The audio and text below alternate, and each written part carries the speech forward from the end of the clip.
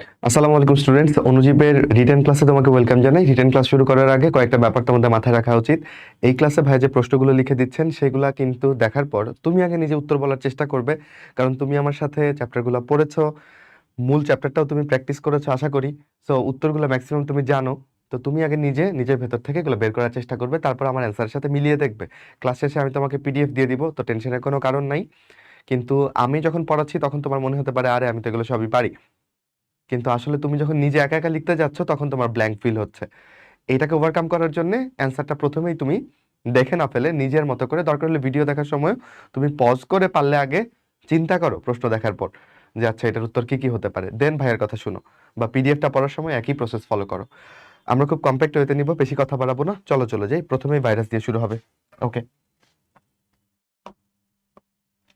So ভাইরাসের প্রথম প্রশ্ন, ভাইরাসের 5টা জীবী অথবা জড় বৈশিষ্ট্য লিখো। তোমরা জানো যে আমাদের রিটেনের প্রশ্নগুলোতে সাধারণত 5টা 3টা এরকম বলা থাকে যেন খুব স্পেসিফাইড হয় এবং নাম্বারিং যেন খুব সহজে করা যায়। সো আমরা সব প্রশ্নে একটা স্টার মার্কের ব্যবস্থা রাখবো, উম, যে কোনটাকে আসলে কতখানি ইম্পর্টেন্ট ধরা যায়। সেটাকে আমরা 3 স্টার দিচ্ছি। হ্যাঁ, যেটা হচ্ছে 5 স্টার ওইটা বেশি ইম্পর্টেন্ট, আর কোনোটা একদম খুব বেশি ইম্পর্টেন্ট লাগলে ওটাকে 6 স্টার দিব। ঠিক আছে, লোয়েস্ট হচ্ছে 2 স্টার। ওকে, কোনোটা স্টার দেওয়া না থাকলে ধরে নিব এটা হচ্ছে 2 স্টার। কেমন? সো এই পাশে জীবীয় বৈশিষ্ট্যগুলা লিখা, এই পাশে হচ্ছে জড় বৈশিষ্ট্যগুলা লিখা। তো তুমি নিজে একটু চিন্তা করলে পারবা। আমি সহজ কথায় সহজ ভাষায় লিখার চেষ্টা করছি, আর রিটেনে কিন্তু বেশি কথা লিখা যাবে না, বুঝছো? যেমন ধরো তুমি যদি আমার মতো এরকম করেও লিখে দিয়ে আসো, প্যারা নাই কিন্তু। হ্যাঁ, খালি একটু আরেকটু লিখলা যে সংখ্যা বৃদ্ধি ঘটে, মানে আমি একটু বেশি শর্ট করে লিখে ফেলছি তোমাদের জন্য, হোয়াট এভার, বাট তুমি এত টাইম পাবা না যে অনেক লিখবা, তো সংক্ষেপে লিখলেই হবে। তাহলে জীবীয় বৈশিষ্ট্যের মধ্যে দেখো ওর সংখ্যা বৃদ্ধি ঘটে, ওর ভেতর ডিএনএ আরএনএ আছে। তারপরে বাধ্যতামূলকভাবে ওরা পরজীবী জীব বলতেছি এখানে। তারপর মিউটেশন ঘটতে পারে, মিউটেশন তো জড়বস্তুতে ঘটার প্রশ্ন আসে না, মিউটেশন মানে ডিএনএ তে চেঞ্জ। তারপর দেখো অভিযোজন ক্ষমতা আছে, বিভিন্ন পরিবেশে ভাইরাস নিজেকে মানিয়ে নিতে পারে। তারপরে অকোষীয়, এটা হচ্ছে জড় বৈশিষ্ট্য, কোনো এনজাইম নাই, যদিও লাইসোজাইম এনজাইম থাকে ফাস্ট ভাইরাসের ক্ষেত্রে, তাই না? ফাস্ট ভাইরাসের লেজে লাইসোজাইম এনজাইম থাকে, তো এই জন্য আমরা বলছি বিপাকীয় এনজাইম নেই কোনো। ওকে, দৈহিক বৃদ্ধিও নাই, বড় হয় না সাইজে।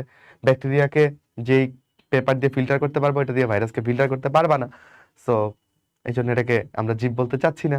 আচ্ছা, কেলাসিত করা যায়, প্রথম স্ট্যানলি এটাকে কেলাসিত করছিল। তো তুমি চিন্তা করো তুমি পারছো কিনা। অন্য আরো অনেকগুলো বৈশিষ্ট্য আছে, সেগুলো লিখলেও তোমার হবে। ওকে, নেক্সট প্রশ্নে চলে যাই। আকৃতি অনুযায়ী ভাইরাসের প্রকারভেদ লিখো।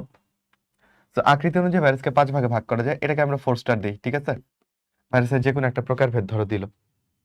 তো আকৃতি অনুযায়ী যেহেতু 5 ভাগ, তো এই 5 ভাগের প্রকারভেদ দিতে পারে দন্ডাকার, গোলাকার, ঘনক্ষেত্রাকার, ব্যাঙাচি আকৃতির এবং সিলিন্ড্রিক্যাল। দেখো এই পড়াগুলা মুখস্থ করার তেমন একটা কিছু দেখি না, আমি ছবি দেখাই তোমাদের পড়াইছি। এই ভাইরাসগুলোকে তুমি চেনো, এন্ড এগুলো নেমোনিক দিয়ে আমরা মনে রাখছি, আর অনেকগুলো এক্সাম্পল আছে যেগুলো মেইন ক্লাসে পড়াইছি, এখানে বড় করব না। তো একটু দেখে ফেলো, দেখে নাও।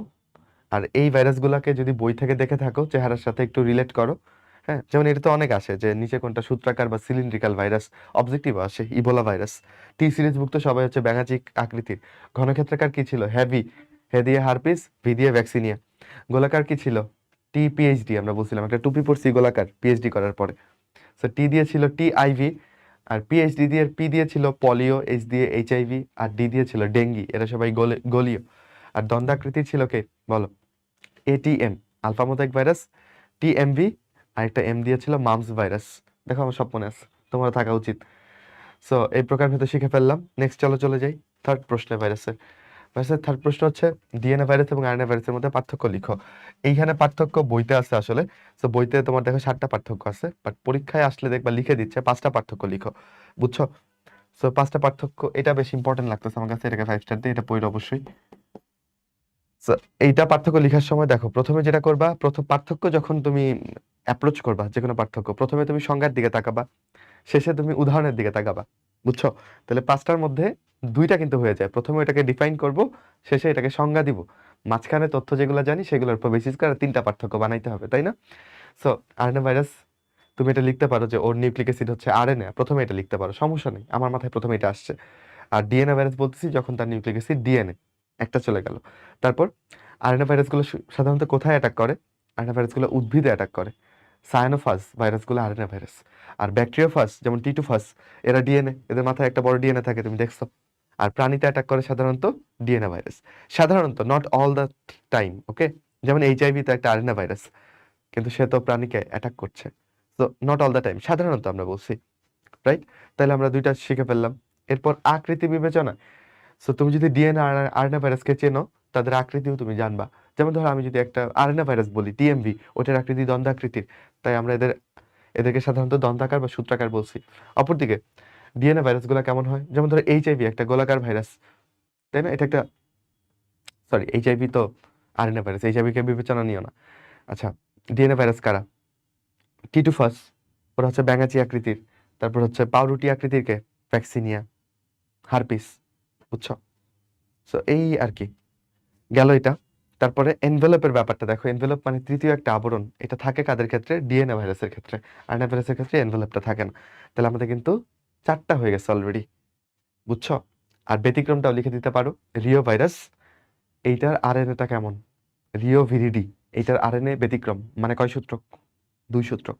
আর পার্ভো ভিরিডি, ডিএনএ 1 সূত্রক, লিখলা। আর উদাহরণ তো শিখাইছি মেইন ক্লাসে, ওইখান থেকে পারবা আশা করি। শেষ হলো।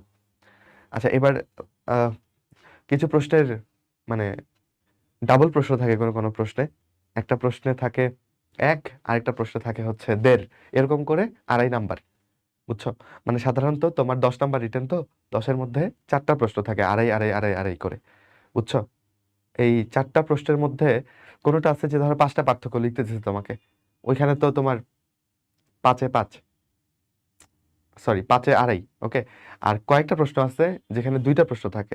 এরকম বলতে কি বুঝো, বলে একটা প্রশ্ন দিবে, ওইখানে 1, আরেকটা হচ্ছে কোনো একটা কিছু দিল, ওইটাতে হচ্ছে 1.5, এরকম করে নাম্বারিং থাকে।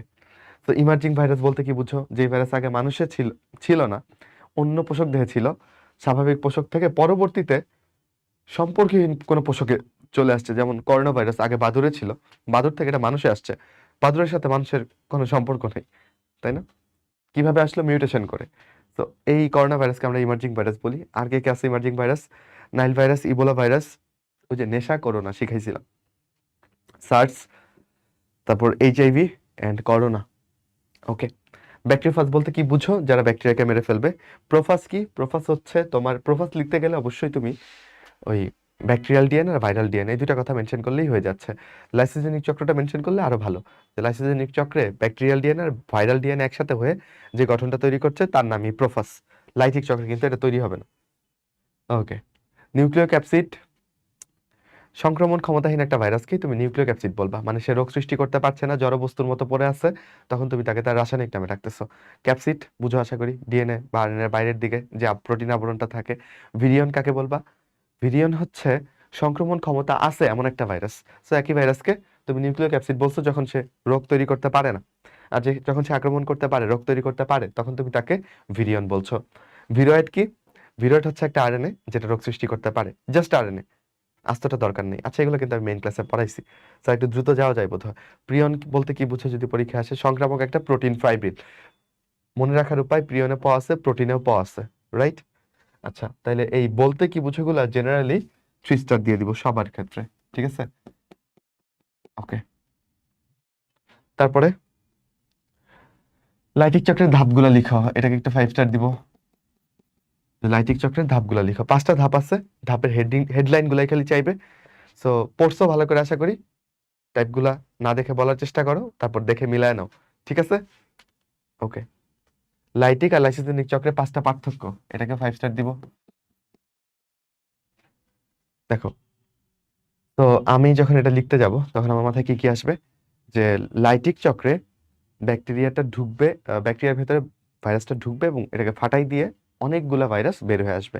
লাইসোজেনিক চক্র তার তুলনায় বেশ টেম্পারেট বা মৃদু, অ্যান্ড এইখানে ব্যাকটেরিয়াকে শুরুতেই ফাটাই দেওয়ার কোনো ব্যাপার নাই, রাদার এখানে একটা প্রোফাস নামক গঠন তৈরি করা হয়, তাই না? যেটা আমরা একটু আগে বললাম। সো এই ব্যাপারগুলো মাথায় নিয়ে আমি আগাবো। আর কোনটা কার ক্ষেত্রে ঘটে? লাইটিকের ট দিয়ে মনে রাখবো, এটা টি সিরিজভুক্ত ভাইরাসে ঘটে। লাইসোজেনিক ল্যামডা সিরিজভুক্ত ব্যাকটেরিয়াতে ঘটে। ল্যামডা সিরিজভুক্ত ওই যে ভাইরাসে ঘটে আর কি। আচ্ছা, তাহলে এই যে দেখো, এটা পারলাম, এটা একটা হয়ে গেল। বিদারণের ক্ষেত্রে লাইটিক চক্র সম্পূর্ণ বিদারণ হবে, লাইসোজেনিক চক্র হবে না। প্রোফাস, প্রোফাসের কথাটা আসো, কই রে প্রোফাস লিখা? এই যে প্রোফাস একটা, তাইলে 3টা হয়ে গেল আমাদের, তাই না? সৃষ্টির ক্ষেত্রে আসো, যে একবার সম্পন্ন হইলে অনেকগুলো ভাইরাস সৃষ্টি হবে কোথায়? লাইটিক চক্রে। হয়ে গেল। তাহলে আক্রমণের তীব্রতা এটাও ভাইয়া বলছে, কোনটা বেশি তীব্র? লাইটিক চক্র। খুব অল্প সময়ের মধ্যে ব্যাকটেরিয়াকে মেরে ফেলে। লাইসোজেনিক চক্রটা মৃদু। তাহলে 5টা হয়ে গেল না? চিন্তা করে খুব কুইক লিখতে হবে। আর পার্থক্য লেখার ক্ষেত্রে না অবশ্যই পার্থক্যের বিষয় পাশে লিখে নিবা, তাহলে এই পাশে অল্প কথা লিখতে হয়, এই পাশে এত বড় লাইন লেখার দরকার নাই কিন্তু, খালি কিওয়ার্ড লিখবা। যেমন এখানে লিখছো প্রোফাস গঠন, এনে লিখবা যে গঠিত, এই যে দেখছো গঠিত হয় না? গঠিত হয়, অল্প কথায় শেষ হয়ে গেল। আর যদি এই পাশটা না লিখো তাহলে তোমার লিখতে হইতো প্রোফাস গঠিত হয় না, প্রোফাস গঠিত হয়, 2বার লেখা হইতো। কাজেই এই পাশে একটা লাইন করে পার্থক্যের বিষয় লিখে নিলে সহজে অল্প কথায় লিখা যায়। হলো, সামনে যাই। ভাইরাসের 5টা উপকারিতা লিখো। ভাইরাসের অনেকগুলো উপকারিতা আছে, এর মধ্যে 5টা উপকারিতা তোমাকে লিখতে বলছে। এইটাকে দিব হচ্ছে, সবগুলাই ইম্পর্টেন্ট আছে আসলে, আচ্ছা 4 স্টার দিলাম। তো জন্ডিস রোগের টিকা পাচ্ছ এখান থেকে। কলেরা, টাইফয়েড এগুলো যেহেতু ব্যাকটেরিয়া দিয়ে হয়, এই ব্যাকটেরিয়াগুলোকে মারার জন্য তুমি ব্যাকটেরিওফাজ ভাইরাস ইউজ করতে পারো। তাহলে এই যে ব্যাকটেরিওফাজ আসলে কি? একটা ভাইরাস। তো এটা ভাইরাসের উপকারিতা। জেনেটিক ইঞ্জিনিয়ারিং এ বাহক হিসেবে আগে প্লাজমিডকে ব্যবহার করা হতো। প্লাজমিড তোমরা চিনো, ব্যাকটেরিয়ার ভেতরে থাকে, বাট আধুনিক সময়ে ভাইরাসকেও ব্যবহার করা হচ্ছে। এটা একটা উপকারিতা। ব্রোকেন টিউলিপ চেনো? ব্রোকেন টিউলিপ হচ্ছে টিউলিপের গায়ে দাগ পড়া, সাথে সাথে দাগ পড়া, এতে ওর দাম দাম বেড়ে যায়, তাই না? এটা ভাইরাসের আক্রমণেই হয়। সো এটাও একটা উপকারিতা, অর্থনৈতিকভাবে লাভবান করছে। আর অস্ট্রেলিয়াতে খরগোশের আক্রমণে সব শস্য নিধন হয়ে যাচ্ছে। পরে কেমনে খরগোশকে মারবে?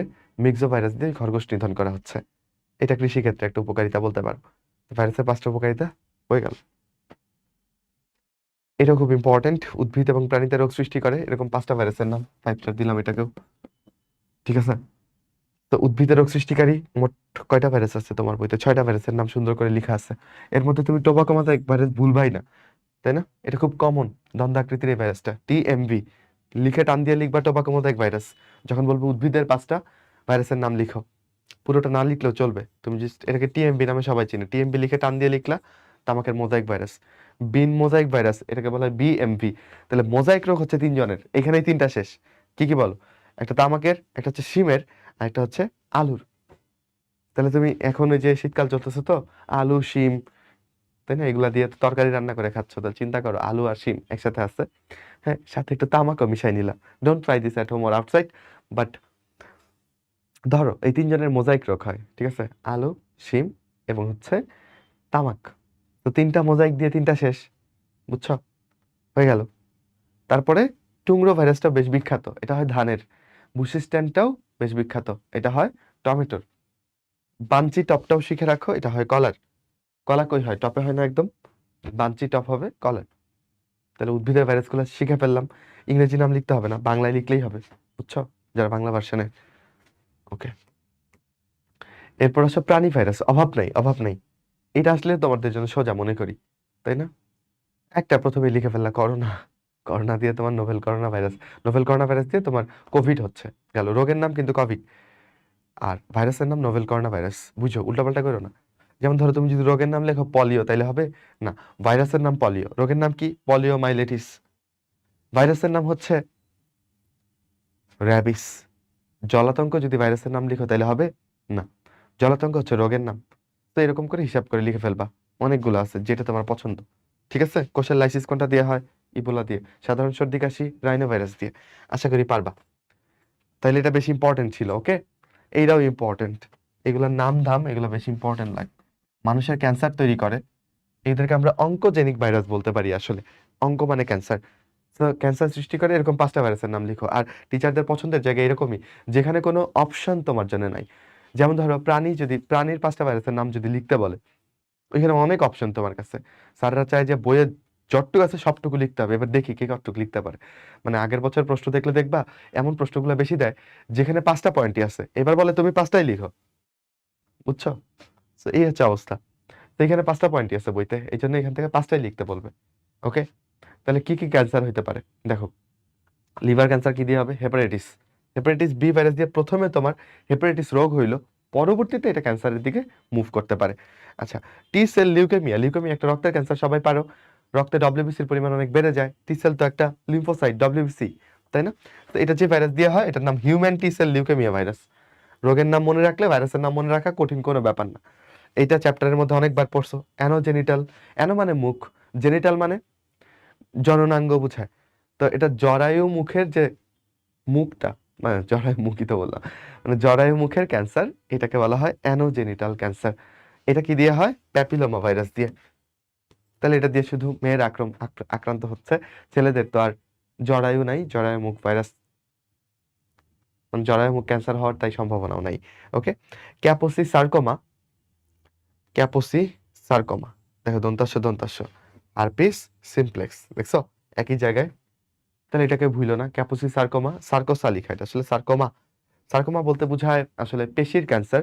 তোমার বইতে যদি এটা ত্বকের কথা লিখা, তো ওই আর কি, ত্বক পেশি এগুলাতে একটা ক্যান্সার হয়, ক্যাপোসি সার্কোমা, হারপিস সিমপ্লেক্স ভাইরাস দিয়ে। হলো, বাকি রইল শুধুমাত্র ন্যাসোফেরিঞ্জিয়াল ক্যান্সার। ন্যাসোফেরিঞ্জিয়াল মানে কি? নাসা গলবিল। ন্যাসো মানে নাক, নাকের পেছনে, নাকের গহ্বরের পেছনে একটা গলবিলের একটা পার্ট আছে ছোট্ট করে, ওটাকে নাসা গলবিল বলে। গলবিলকে 3 ভাগে ভাগ করা যায় টু বি অনেস্ট। নাকের গহ্বরের পেছনে নাসা গলবিল, মুখের গহ্বরের পেছনে মুখ গলবিল, বুঝছো? আর ষড়যন্ত্রের পেছনে, ওটাকে বাংলায় কি বলে জানি না, ওটাকে ল্যারিঙ্গোফ্যারিংস বলে ইংরেজিতে, হোয়াটএভার। সো নাসা গলবিলের যদি ক্যান্সার হয়, সেইটা কোন ভাইরাস দিয়ে হবে? ইপস্টেন বার ভাইরাস। এইটাকেই তোমাকে একটু শিখতে হবে, ইপস্টেন বার ভাইরাস, ইপস্টেন বার ভাইরাস, ইপিভি। এটা একটু নতুন তোমার জন্য, এই ভাইরাসটার নাম বইয়ের অন্য কোথাও নাই, খালি এখানেই আছে। ওকে, শিখলা? ডান, চলো আগে। তাহলে এটাকে 5 স্টার দিছি। ওকে, তারপর শেষ, তাহলে ভাইরাস শেষ হয়ে গেল। ভাইরাসে এই জিনিসগুলো যদি ক্রস চেক দাও হয়ে যাবে। ব্যাকটেরিয়াতে চলে আসো। ব্যাকটেরিয়াতে, ব্যাকটেরিয়ার ফ্লাজেলা ভিত্তিক শ্রেণীবিন্যাস লিখো। তো ফ্লাজেলার অনুযায়ী বেস করে ওকে 6 ভাগে ভাগ করা যায়। সো নাম আসতে পারে, নামগুলা লিখতে পারো। উদাহরণ আশা করি আসবে না, তাহলে অনেক কঠিন হয়ে যাবে প্রশ্নটা। ঠিক আছে, তো নামগুলাই খালি আসতে পারে। যদি কোনো ফ্লাজেলা না থাকে তখন এটাকে বলা হয় অ্যাট্রিকাস, এটাকে আমরা 3 স্টার দিই। হ্যাঁ, আচ্ছা, অ্যাট্রিকাস মানে কি? কোনো ফ্লাজেলা নাই। মনোট্রিকাস মানে একটা ফ্লাজেলা। অ্যাম্ফি মানে কিরকম হবে বলো? অ্যাম্ফি মানে 2 দিকেই ফ্লাজেলা, বুঝছো? আচ্ছা, সেফালোট্রিকাস মানে কি বলো? সেফালোট্রিকাস মানে, সেফালো মানে মাথা, মানে মাথায় একগুচ্ছ ফ্লাজেলা থাকলে সেটা হচ্ছে সেফালোট্রিকাস। লফোট্রিকাস, লাফালাফি করবে, তাহলে 2 পাশে একগুচ্ছ করে লাগবে। ঠিক আছে, 2 পাশে একগুচ্ছ থাকবে। আর পেরিট্রিকাসে কি হবে? 4 পাশে থাকবে। টাইফয়েডের ক্ষেত্রে পেরিট্রিকাস। মনোট্রিকাস হচ্ছে তোমার কলেরার ক্ষেত্রে, তাই না? স্পাইরিলিয়ামের ক্ষেত্রে এমফিট্রিকাস। আর কঠিন করবো না তোমাদের জন্য, যে পারো এগুলা, সে তো তারে তো স্যালুট, না পারলে এখন আর প্যারা নিও না। ঠিক আছে, এই কলেরাটা অ্যাটলিস্ট জানি না, কলেরা যে মনোট্রিকাস। আর তোমাদের প্রিয় ব্যাকটেরিয়া ইকোলাই, ওর কোনো ফ্লাজেলা নাই, ও অ্যাট্রিকাস। ওকে, এই দুইটা যাই না অ্যাটলিস্ট, এই দুটো খুব কমন। আচ্ছা, এরপর আসে আদর্শ ব্যাকটেরিয়া গঠনে কি কি অংশ পাওয়া যায়। ঠিক আছে, এটা একটা সোজা প্রশ্ন হবে। ছবিটা তোমরা দেখছো, আদর্শ ব্যাকটেরিয়ার কোষ প্রাচীর পাবা, যেটা পেপটিডোগ্লাইকান দিয়ে তৈরি। ক্যাপসুল পাবা, যেটাকে স্লাইম স্তরও বলে। ফ্লাজেলা থাকবে, আদর্শ যেহেতু বলছে, তো থাকবে। পিলি থাকবে, যেটা পিলিন নামক প্রোটিন দিয়ে তৈরি, পোষক কোষের সাথে আটকে থাকতে হেল্প করে। প্লাজমা মেমব্রেন সবারই থাকবে, কিন্তু এখানে কোলেস্টেরল নাই প্লাজমা মেমব্রেনে। মেসোজোম থাকবে, সাইটোপ্লাজম থাকবে। মেসোজোমটা কি? কোষঝিল্লির ভাঁজ। ক্রোমোজোম থাকবে, যেটা প্রকৃত না আসলে, সব ব্যাকটেরিয়ার ক্রোমোজোম কিন্তু একটা, কিন্তু এটা প্রকৃত ক্রোমোজোম না। তাহলে ভাই কোনটা এটা? ওই যে ওর ভেতরে যে নিউক্লিওয়েডটা থাকে, এটাকে আমি বলতেছি ব্যাকটেরিয়াল ক্রোমোজোম। এন্ড প্লাজমিড থাকবে অসংখ্য। অসংখ্য বলতে 1 থেকে 1000 পর্যন্ত যে কোনো নাম্বারে থাকতে পারে। ফ্লাজেলা এবং পিলির মধ্যে 5টা পার্থক্য লিখো। কাহিনী হচ্ছে, এই প্রশ্ন একবার চলে আসছে, মনে হয় না রিটেনের প্রশ্ন একদম সেম টু সেম হুবহু রিপিট করবে, টাইপ বা মানে একই ধরনের আসতে পারে, মনে হয় না হুবহু রিপিট করবে, বাট স্টিল যেহেতু আসছে আমরা তো অবশ্যই পড়বো। এন্ড দেখো এখানে বইতে 5টা পার্থক্য ছিল, এন্ড তোমার পরীক্ষাতে আসছে এই 5টা পার্থক্য লিখার কথা, বুঝছো? এমন বলে নাই যে এই 3টা পার্থক্য লিখো, 5টা থেকে 3টা লিখো, যেটা বলছিলাম তোমার। তো আসো, ফ্লাজেলা থেকে আসতেছে? কোষ প্রাচীরের ভেতরের থেকে, বুঝছো? আর পিলি আসতেছে সাইটোপ্লাজম থেকে। তাহলে পিলি একটু গভীর থেকে আসতেছে, তাই না? সাইটোপ্লাজম থেকে। ওকে, আর ফ্লাজেলা আসতেছে কোষ প্রাচীরের ভেতরের গ্র্যানিউল মানে দানা থেকে। তো আমি যদি একটা এঁকে দেখাই তোমাকে, লাইক যদি পিঙ্ক কালারটা হয় ফ্লাজেলা, তাহলে ফ্লাজেলাটা অনেক বড় হয়, বুঝছো? আর পিলিটা কিন্তু এত বড় না, পিলিটা তার তুলনায় খাটো শক্ত। এই, তাহলে কোনটা লম্বা? ফ্লাজেলা লম্বা, পিলিটা খাটো ফাঁপা দন্ডাকার শক্ত অঙ্গ। এইটা সবচেয়ে সোজা। এটা প্রথমে আসে আমার মাথায়। ফ্লাজেলা ফ্লাজেলিন দিয়ে তৈরি, পিলি পিলিন দিয়ে তৈরি। ওকে, সংখ্যায় কম থাকে ফ্লাজেলা। তুমি দেখছো যে কোনোটায় ফ্লাজেলা নাই, কোনোটায় একটা, কোনোটায় হচ্ছে দুইটা, সংখ্যায় অল্প। ওকে, কিন্তু পিলির সংখ্যা বেশি থাকে। ওকে, পিলির সংখ্যাটা বেশি। ফ্লাজেলা কিসে হেল্প করে? ফ্লাজেলা নড়ে চড়ে ওকে চলতে হেল্প করে, আর পিলি হেল্প করে হচ্ছে জননে। ওকে, পিলি হচ্ছে ব্যাকটেরিয়ার জননে হেল্প করে, পোষক কোষের সাথে আটকে থাকতে হেল্প করে। এই সব না, জননে, যৌন জননে আর পোষক কোষের সাথে আটকে থাকতে হেল্প করে। এই ধরো তোমার এই পার্থক্যতে উতরে যাওয়ার একটা ব্যাপার তোমাকে বলি, ফাঁকিবাজি একটা ব্যাপার বলি। ধরো তোমার মনে নাই পিলি কি কাজ করে, কিন্তু তোমার মনে আছে ফ্লাজেলা হচ্ছে চলনে হেল্প করে। তাহলে এই পয়েন্টে তুমি কেমনে লিখতে পারো? তুমি লিখতে পারো যে ফ্লাজেলা চলনে হেল্প করে, পিলি চলনে হেল্প করে না। এটাও কিন্তু একটা পার্থক্য। পিলি কি কাজ করে এটা তোমার মাথায় না আসলেও কিন্তু তুমি পার্থক্য করে ফেলতে পারলো। বুঝছো তো? কৃষিক্ষেত্রে ব্যাকটেরিয়ার 5টা উপকারিতা লিখো। যে মাটিতে যত বেশি ব্যাকটেরিয়া সেই মাটি তত বেশি উর্বর। ওকে, নাইট্রোজেন সংবন্ধনে হেল্প করে এরকম ব্যাকটেরিয়া কে কে আছে বলো? নাইট্রোজেনকে ক্যাপচার করতেছিল, ক্যাপ দিয়ে মনে রাখছিলাম। সি দিয়ে ছিল ক্লস্ট্রিডিয়াম, এ দিয়ে ছিল অ্যাজোটোব্যাক্টার, আর টি দিয়ে ছিল, সরি, কি বলে, ক্যাপ বি দিয়ে ছিল সিউডোমোনাস। এরা হচ্ছে নাইট্রোজেন সংবন্ধন করে। নাইট্রিফিকেশন মানে হচ্ছে নাইট্রোজেন সংবন্ধন মানে বায়ুমণ্ডল থেকে নাইট্রোজেন নিয়ে উদ্ভিদের জন্য ব্যবহার উপযোগী করে দেওয়া। আর নাইট্রিফিকেশন মানে অ্যামোনিয়া থেকে নাইট্রেট বানানো। এটা বানাইতে হেল্প করে যাদের নামে নাইট্রো আছে, নাইট্রোসোমোনাস, নাইট্রোব্যাক্টার, নাইট্রোকক্কাস। সো লিখে দিলাম একটা। যখন উপকার লিখতে বলবে তখন যদি এই নামগুলা লিখতে পারো তাহলে বেস্ট। যদি কখনো বলে, ঠিক আছে, ব্যাকটেরিয়ার নাম মেনশন করে লিখতে বললে তো নাম অবশ্যই মেনশন করতে হবে, নিচে দাগ দিতে ভুলবা না। নিচে এগুলো কিন্তু সাইন্টিফিক নেম, কাজে এটা নিচে দাগ দিবা, এগুলো জেনাস। বুঝছো? এন্ড এখন ধরো নাম লিখতে বলে নাই, বাট তুমি ওস্তাদি করে লিখতে গেছেন, বানান ভুল করছো, ওইটা বাজে হবে। আর বানান না পারলে ওটা লিখো না। বুঝছো? এই পতঙ্গনাশক হিসেবে কাজ করে কোনটা? ব্যাসিলাস থুরেনজিয়েন্সিস, যার মধ্যে ক্রিস্টাল প্রোটিন জিন থাকে, যেটা পতঙ্গনাশক। পশুখাদ্য বা সিলেস তৈরি করতে ল্যাক্টোবিসিলাস কাজ করে। ওকে, আমি কিন্তু বলছি যে তুমি এগুলো বলার চেষ্টা করবা। ওকে, ভাইয়া বলার আগে তুমি বলার চেষ্টা করবা। মানুষের 5টা ব্যাকটেরিয়ার, রোগ সৃষ্টিকারী 5টা ব্যাকটেরিয়ার নাম লিখো। এটাকে আগেরটাকে স্টার দেই নেই, এটাকে দিব হচ্ছে 4 স্টার, এটাকে দিব 5 স্টার। 5টা ব্যাকটেরিয়ার নাম। তো প্রথমেই তো কলেরা আসবে, ভিব্রিও কলেরা। দেখো এটার জন্য বানান লাগবে, যেহেতু সাইন্টিফিক নেম আসে, এগুলো আসতে পারে, এটাও তো সাইন্টিফিক নেম। দেখো কলেরা বানানটা কি? কলেরা লিখে শেষে একটা ই দিতে ভুলো না, ঠিক আছে? কলেরা ই, কলেরা নর্মালি লিখলা, শেষে একটা ই দিয়ে দিবা। ওকে, ভিব্রিও কলেরা ই। আচ্ছা, ওকে। যক্ষার ক্ষেত্রে মাইকোব্যাকটেরিয়াম টিউবারকুলোসিস, বানানটা অত কঠিন না, বড় হইলেও কঠিন না, যেভাবে বানান করছি ওইরকমই। টাইফয়েড, সালমোনেলা টাইফি, একটু দেখো। ধনুষ্টঙ্কার, ক্লোস্ট্রিডিয়াম টিটানি, আমাশয়, ব্যাসিলাস ডিসেন্ট্রি। ডিসেন্ট্রি বলি মুখে, কিন্তু বানানটা দেখো ডিসেন্টেরি, বাট এটার উচ্চারণ আসলে ডিসেন্ট্রি। বুঝছো? এখন আরো অনেক রোগ আছে, তোমার যদি অন্যগুলা পছন্দ হয় অন্যগুলা লিখতে পারো, আমার কাছে এগুলো কমন এবং সহজ মনে হয়েছে। ওকে, আগাই।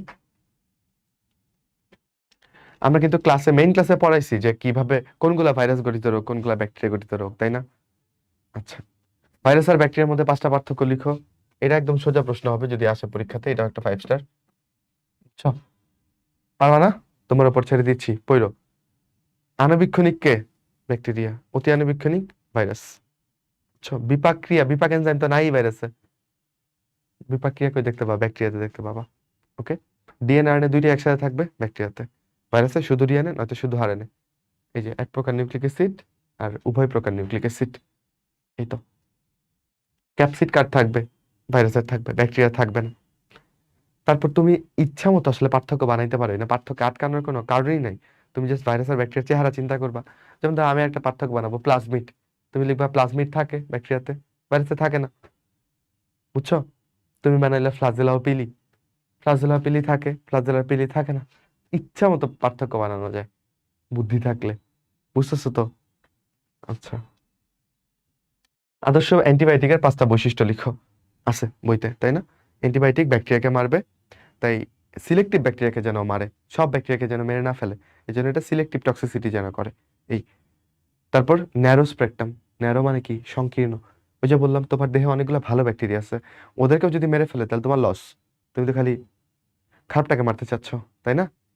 সো ন্যারো স্পেকট্রাম মানে ধরো শুধু গ্রাম নেগেটিভ ব্যাকটেরিয়া দিয়ে তুমি আক্রান্ত হয়েছো, এমন অ্যান্টিবায়োটিক তুমি সিলেক্ট করবে যেটা শুধু গ্রাম নেগেটিভকেই মারবে। এই লেস সাইড ইফেক্ট বুঝাই যাচ্ছে, যে কোনো ওষুধের ক্ষেত্রে তুমি এটাই বলবা, সাইড ইফেক্ট যেন কম থাকে, লং নর্মাল লাইফ মানে দীর্ঘদিন যেন ভালো থাকে। ধরো আমি আজকে একটা অ্যান্টিবায়োটিক বানাইলাম, এটা 2 দিন পরে নষ্ট হয়ে গেল, মেয়াদ শেষ হয়ে গেল, তাহলে তো অ্যান্টিবায়োটিক বাজারজাতকরণ করা, রোগীর কাছে পৌঁছে দেওয়া সো টাফ। সো আদর্শ হইলে এটা একটু বেশি দিন টিকতে হবে অ্যান্ড দামটা যেন কম হয়। এইগুলাই আরো বৈশিষ্ট্য আছে, তোমার ইচ্ছা হইলে বইতে দেখবা আছে, ওগুলো লিখতে পারো। চলো ম্যালেরিয়া পরজীবীতে চলে আসছি। ম্যালেরিয়া থেকে আসতে পারে যে মানুষের রোগ সৃষ্টি করে 4টা ম্যালেরিয়ার নাম লিখো, বানান ঠিকঠাক মতো জানা হয়, ঠিক আছে? এবং অবশ্যই যেন নিচে দাগ দাও লিখার পরে, নাহলে কিন্তু হবে না। এগুলো সাইন্টিফিক নেম হলো। আচ্ছা, তাহলে ফ্যালসিপেরাম, ওভালি, ভাইভ্যাক্স বানানগুলো নর্মাল আছে, কিন্তু এই যে ম্যালেরিয়া লিখার পরে আবার কলেরাতে শেষে যেরকম একটা ই দিছ ওইরকম, বুঝছো? ম্যালেরা ই, কলেরার শেষেও একটা ই দিছিলা, ম্যালেরিয়ার শেষেও একটা ই দিবা। ওকে, মনে থাকবে। এবার আসো, কি কি রোগ হয় এটা আসতে পারে, আর কি আসতে পারে, সুপ্তিকাল আসতে পারে।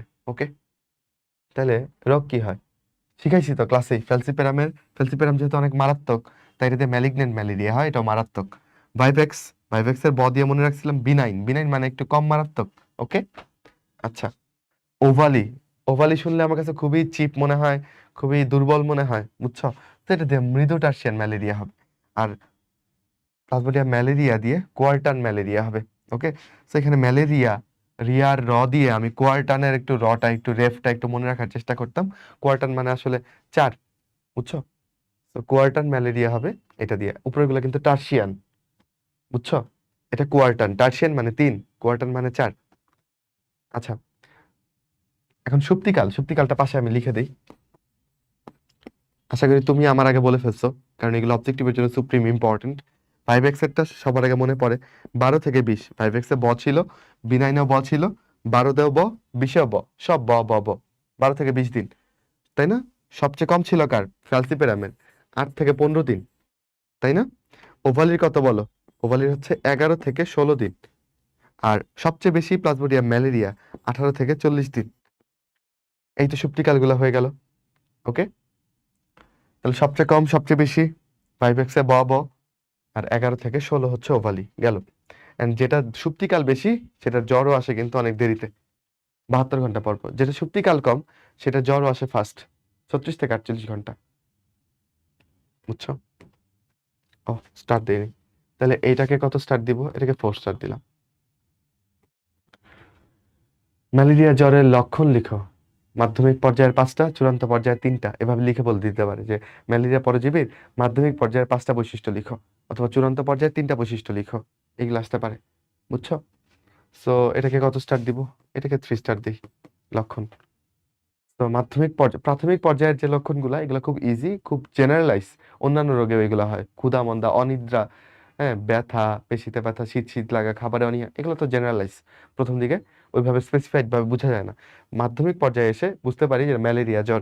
ম্যালেরিয়া জ্বরের অনন্য বৈশিষ্ট্য হচ্ছে কাঁপুনিতে জ্বর আসবে, আর জ্বর আসার ডিউরেশনটা হচ্ছে 2 দিন পর পর, বুঝছো? এই জ্বরের টেম্পারেচার 104 থেকে 106। জ্বরটা আসে সাধারণত কখন? ওই পূর্বাহ্নে বা অপরাহ্নে, মানে দিনের প্রথম ভাগে অথবা শেষ ভাগে, সকাল দিকে অথবা সন্ধ্যা দিকে। মানে শেষ রাতে তোমার জ্বরের প্রকোপটা অনেক বাড়তে পারে, অথবা সন্ধ্যার সময় অনেক বাড়তে পারে। এই 2 থেকে 3 দিন পর পর আসবে। আর জ্বরের 3টা অবস্থা আছে, তুমি সাধারণ জ্বরের সাথে এটা একটু মিলাইতে পারবা। প্রথমে খুব শীত লাগবে, কাঁথা টাথা নিয়ে খুব শীত লাগবে 20 মিনিট থেকে 1 ঘন্টা পর্যন্ত।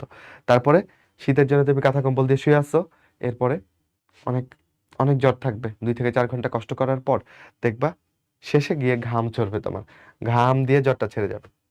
এই, তাহলে প্রথমে শীত, তারপরে জ্বর আসলো, উত্তাপ অবস্থা, এরপর হচ্ছে ঘাম অবস্থা। এটা বেশি ইম্পর্টেন্ট আমার কাছে মনে হয়। চূড়ান্ত পর্যায়ের 3টা, চূড়ান্ত পর্যায়ে কি ঘটতেছে? চূড়ান্ত পর্যায়ে গিয়ে রোগী যখন আসে ডাক্তার কাছে, অনেক দিনের ম্যালেরিয়া, তখন তার পেটে হাত দিলেই তার স্প্লিন বা প্লিহা এবং যকৃৎ হাতে ধরতে পারা যায়।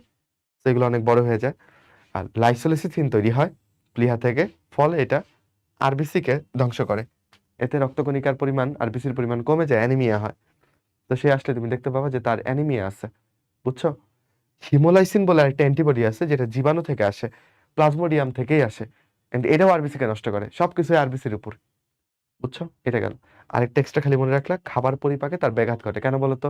কারণ তার লিভার তো ঠিকঠাক মতো কাজ করতে পারতেছে না, লিভারে তো আক্রমণ হয়েছে, লিভার থেকে পিত্ত আসতেছে না, হ্যাঁ, লিভার ঠিকঠাক পরিপাকের কাজগুলো করতে পারছে না, ফলশ্রুতিতে তার খাবার পরিপাকে একটা ব্যাঘাত ঘটে। গেল, সামনে যাই।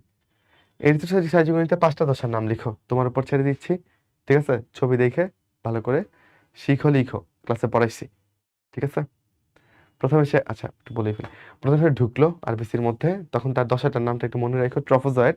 তারপর সে আংটি হয়, প্রথমে একটা আংটি, তাই না? ওটার নাম কি বলো? Signet ring, right? তারপরে সে একটু এলোমেলো হয়ে যায়, প্রথমে একটু আংটি পরা হলো, তারপর একটু এলোমেলো হয়ে গেল, এটার নাম হচ্ছে অ্যামিবয়েড ট্রফোজয়েড। এরপর আবার সে বংশবৃদ্ধি করবে, মানে আংটি পরার পর জীবনটা একটু এলোমেলো হয়েছে মনে করো তোমার, হ্যাঁ, তারপর আবার তুমি গুছাই নিচ্ছ নিজেকে নিজের মতো, তুমি ধরো প্লাজমোডিয়াম পরজীবী। সো তখন নিউক্লিয়াস গুলা বিভাজিত হয়ে এরকম সাইজন তৈরি করলো। সাইজনটার পরের দশা হচ্ছে কি বলো? রোজেট।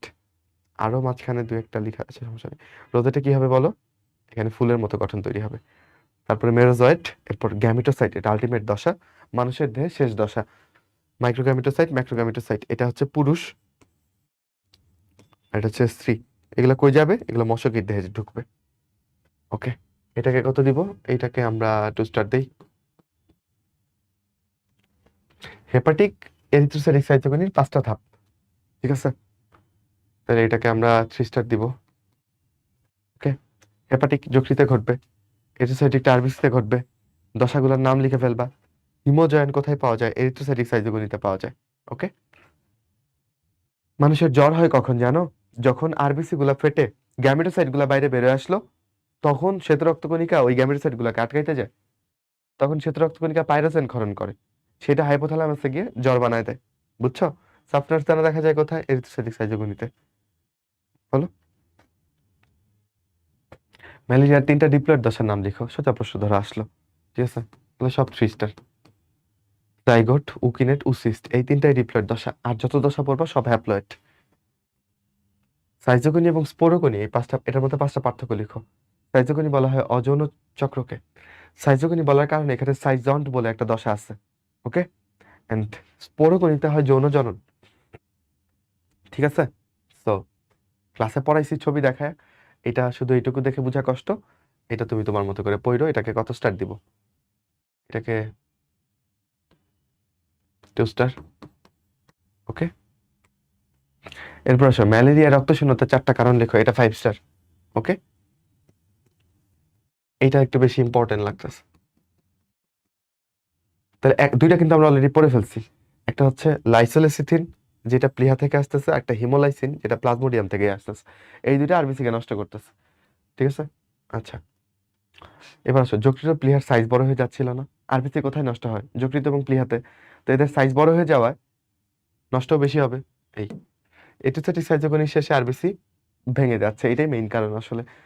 তুমি দেখছো যে 2 থেকে 3 দিন সময় লাগে এরিথ্রোসাইটিক সাইজোগনি করতে, করার পরে ওই আরবিসি কে আর সার্ভাইভ করতে পারলো না, ওকে ফাটাই দিয়েই তো প্লাজমোডিয়াম বের হয়ে আসলো, রাইট? তো এই হচ্ছে 4টা কারণ। তাহলে প্রথমটা হচ্ছে এরিথ্রোসাইটিক সাইজোগনি, দ্বিতীয়টা হচ্ছে যেখানে আরবিসি নষ্ট হয় ওই অঙ্গগুলো বড় হয়ে যায়, ফলে ওরা আরো বেশি নষ্ট করে আরবিসি কে। আর দুইটা কেমিক্যাল, একটা লাইসোলিসিথিন যেটা প্লিহা থেকে আসতেছে, আর অ্যান্টিবডি আসতেছে কোন? পরজীবী নিজের থেকেই, সবাই আরবিসির উপরই। যৌনক্রিয়ার 5টা তাৎপর্য, 2 স্টার, ঠিক আছে? একটু করে দেখলাম। তো এই ক্লাসটা এখানে শেষ। থ্যাংক ইউ সবাইকে। অন্য ক্লাস দেখার জন্য আমন্ত্রণ, দেখে ফেলো আর নিজে প্র্যাকটিস করো। টাটা। আশা করি সব কমন পড়বে। আসসালামু আলাইকুম।